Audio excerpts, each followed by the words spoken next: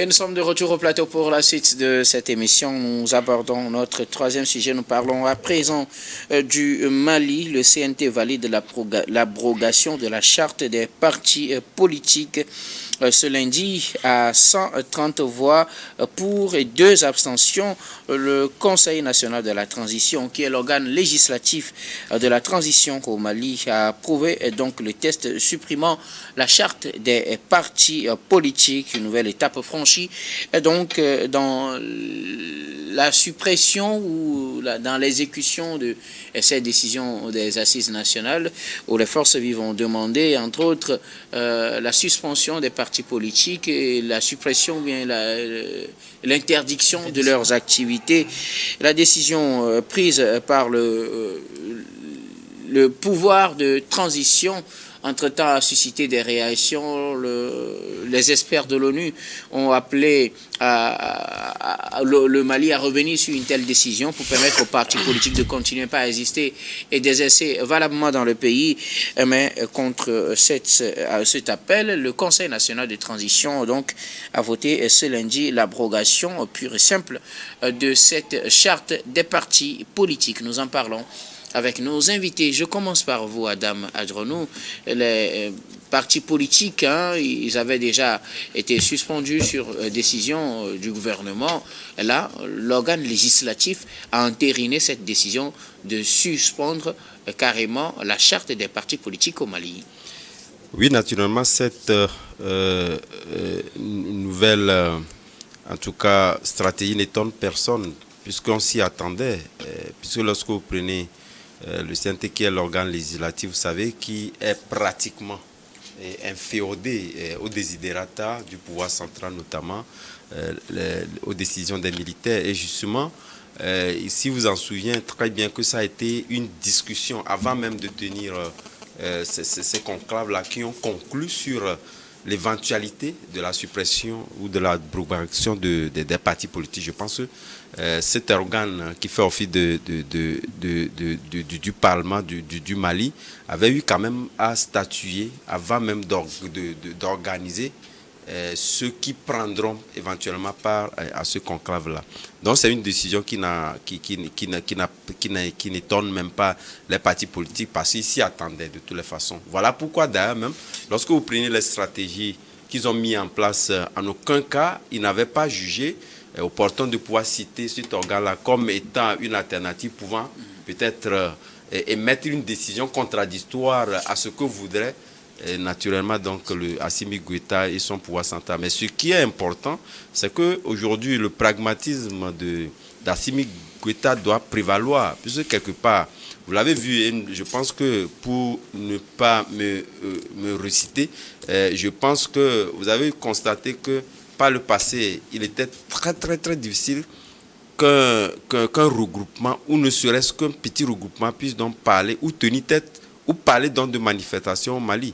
Ça voudrait dire que quelque part, il y a 2 aspects à mettre en ligne de mire sur cet aspect-là. D'abord, ça voudrait dire que l'environnement sécuritaire s'est beaucoup décrispé et justement, ça a montré également une volonté manifeste d'Assimi Goïta et son pouvoir de ne pas donner l'impression de suspendre les manifestations.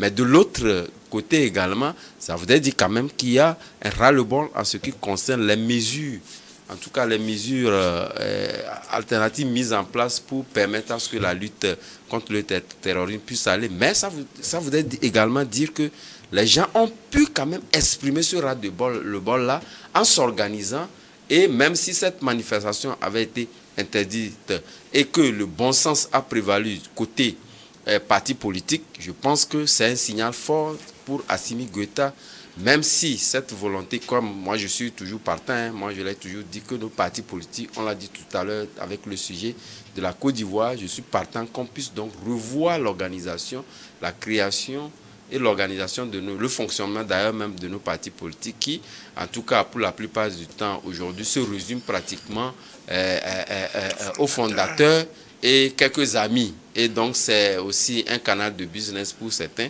Donc on doit avoir des partis politiques solides. On a vu Parti Talon qui l'a également fait et d'autres pays également veulent en réditer la même chose. Donc quelque part, pour éviter ce signal fort, disais-je tout à l'heure, le Assimi Goïta doit revoir, même si je sais qu'il ne va pas revenir en arrière, il faudrait quand même qu'il y ait une pédagogie plus ample pour que les gens puissent comprendre que c'est le bon sens qui va prévaloir et c'est pour le bien du Mali que cela se fait. Merci beaucoup à vous tous, à vous plutôt Adama Adjronou, Gabin Adjaro. Le Conseil national de transition a entériné la décision du gouvernement malien de suspendre la charte des partis politiques. Oui, c'est assez compliqué cette situation-là que traverse le Mali politiquement aujourd'hui, parce que le Mali n'a pas véritablement besoin de tension. Quand on sait très bien que c'est un pays qui est en train de lutter contre l'extrémisme violent, la rébellion, au même moment le terrorisme. Donc à un moment donné, il faut savoir faire les choses et surtout aller toujours à la table de discussion pour pouvoir régler les problèmes. Mais malheureusement, on est dans une situation où pratiquement on va à l'affrontement. Quand aujourd'hui on abroge la charte des partis politiques qui date de 25 ans pratiquement, ou bien de 20 ans, et le statut de l'opposition politique qui date de 15 ans, ça pose problème. Ça veut dire qu'en sourdine, comment on peut le dire, de manière beaucoup plus maligne, ils ont dissous les partis politiques, puisqu'ils n'ont plus aujourd'hui de cadre légal d'exercice de leurs activités politiques. Dans quel cadre vont-ils exercer? Ça veut dire que juridiquement, ces partis politiques-là existent, mais dans la pratique, ils n'existent plus. Ils sont dissous. Ils n'ont plus désormais de cadre d'exercice légal et donc ce sera une autre loi, un texte de loi qui va régir ces partis politiques-là. Et si jamais certains de ces partis politiques ne respectent pas les nouveaux textes qui seront adoptés, alors ils se feront tout simplement disparaître. Donc moi je me pose beaucoup de questions sur l'importance de cette situation-là, ou bien d'adopter une charte politique actuellement. C'est une insulte d'ailleurs à l'intelligence de ceux-là qui ont travaillé il y a de cela 20 ans, 15 ans, pour mettre en place cette charte politique, pour permettre quand même aux partis politiques d'exercer leurs activités politiques.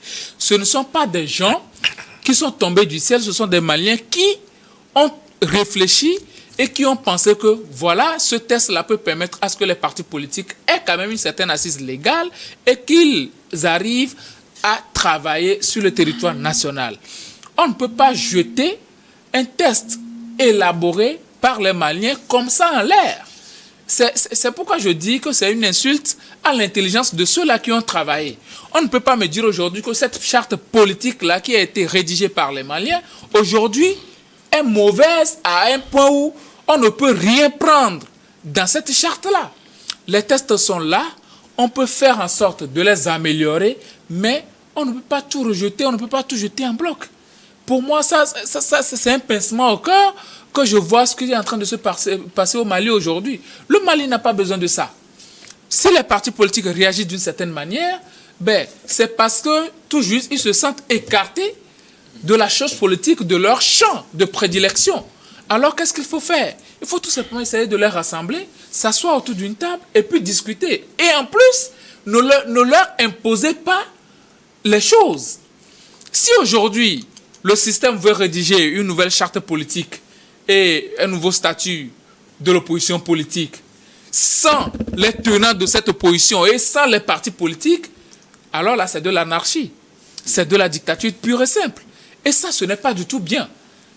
Donc, à un moment donné, il va falloir que Assimi Goïta et compagnie reviennent à la raison pour la calmie dans le pays. Parce que le Mali a besoin de stabilité, le Mali a besoin de paix pour mener à bien cette lutte-là. Et surtout, que la lutte soit inclusive. Parce que quand tout le monde se sentira concerné par cette lutte antiterroriste, et surtout par le développement du Mali, le Mali ira bien. Mais à chaque fois qu'il y aura des tensions, même si vous avez raison, chez nous on dit, on ne danse pas avec la hache. Merci beaucoup à vous, Gabin Adjaro. Alors, prospérez beaucoup. Le Conseil national de transition a validé la loi portant abrogation de la charte des partis politiques au Mali. Oui, je pense qu'on ne peut pas, on dit chez nous, qu'on ne peut pas, comme on appelle, vomir quelque chose et le ravaler. En prenant le pouvoir, le pouvoir militaire Ce sont des autorités légitimes du Mali qui dirigent le Mali depuis 2021, je crois, qui sont toujours là. 2021, c'est le deuxième coup d'État. Voilà. Donc, qui dirigent le Mali et qui portent les couleurs, l'étendard du Mali. Donc, pour moi, aujourd'hui, ils avaient parlé de refondation. La refondation exige un certain nombre de concepts. Et je ne pense pas qu'en tant que militaires, ils vont revenir en arrière et laisser passer un certain nombre de choses. Est-ce que refondation veut dire suppression des partis politiques? Oui, la refondation engendre tout. Qu'est-ce qu'ils mettent dans la refondation? Dans leur refondation, dans le thème qu'ils se sont appropriés, c'est qu'ils vont refaire les choses. Et ça veut dire que c'est nous qui n'avions pas bien compris leur refondation. Alors. Oui, j'ai l'impression qu'on pense qu'ils vont à vol ou non. Ils sont dans leur logique. C'est ce que je voudrais dire. Ils sont dans leur... Chacun peut le comprendre d'une manière ou d'une autre. Il faut qu'on reconnaisse quand même qu'on a mal compris refondation. Donc, eux, ils disent refondation. Ça veut dire que tout ce qui a été fait là, avant là, on remet tout à zéro. Oui, tous ces partis politiques qu'on a menés. Ça veut dire qu'on peut décider de tout remettre à zéro. Tout. Mais c'est ça, c'est leur concept, c'est ce qu'ils disent. Et aujourd'hui, vous regardez c'est vous ce que vous pensez ou bien c'est ce qu'ils disent? En tout cas, c'est ce que moi je comprends. Ok, d'accord. Merci. C'est ce que moi je comprends. Je ne vais pas être à leur place, mais c'est ce que moi je comprends. Et quand je suis le cheminement sur lequel ils sont, j'ai l'impression que j'ai raison de comprendre ça de cette manière. Okay. Et aujourd'hui, moi je dis, la démocratie c'est quoi? C'est la dictature de la majorité sur la minorité. Que ça vous plaise ou pas, la majorité dit c'est ce qu'on va faire, vous le faites. Donc il n'y a pas de démocratie, c'est la dictature qui continue, un peu partout. Pour moi, ma conception de la chose, c'est ça. Maintenant, ils disent que ces partis politiques-là, non, je dirais tout simplement, c'est des lobbies qui sont là, qui profitent comme on appelle, des richesses du pays, parce qu'ils sont partis politiques, ils gagnent leur vie, enfin, au-dessus des autres. Donc, pour moi, aujourd'hui, je crois quand même que le pouvoir malien est dans la droite ligne de ce qu'il a décidé de faire. Et si aujourd'hui on en est là, je pense que tous les Maliens doivent comprendre que jusque-là, il y a quand même des points positifs énormes qui ont été atteints.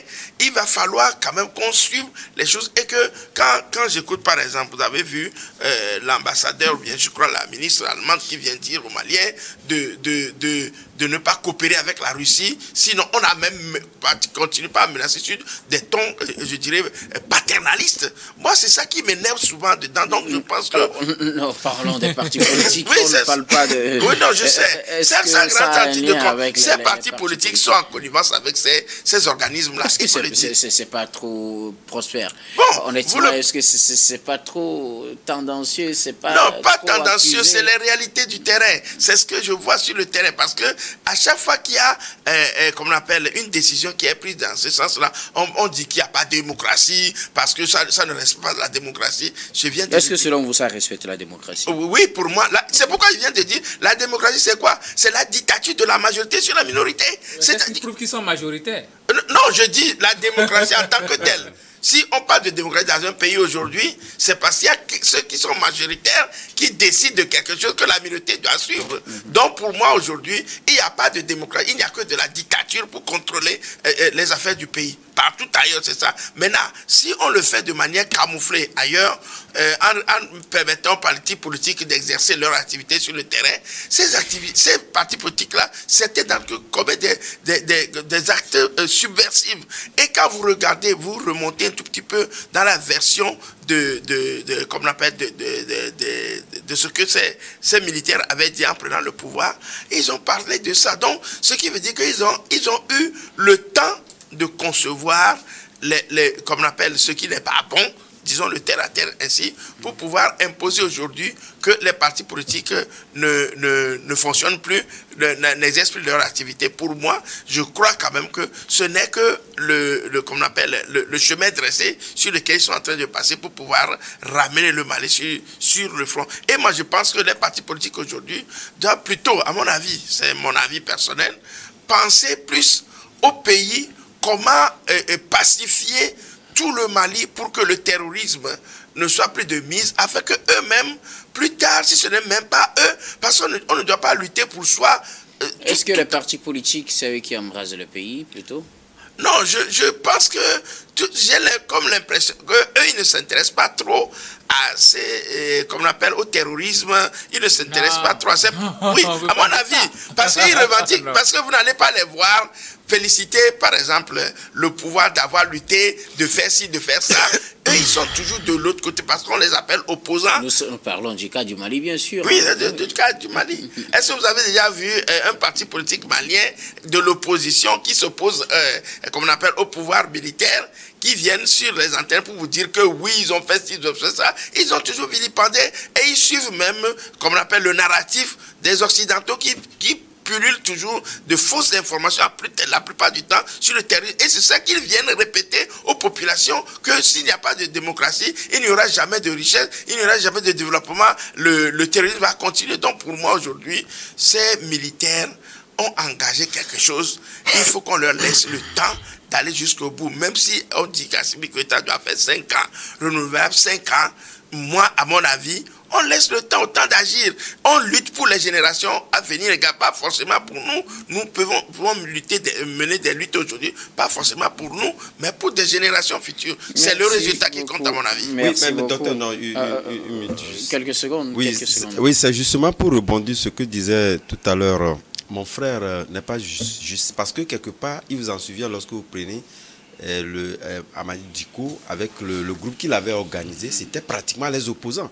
Et c'est eux-mêmes qui ont suscité d'ailleurs même l'avènement des coups d'État.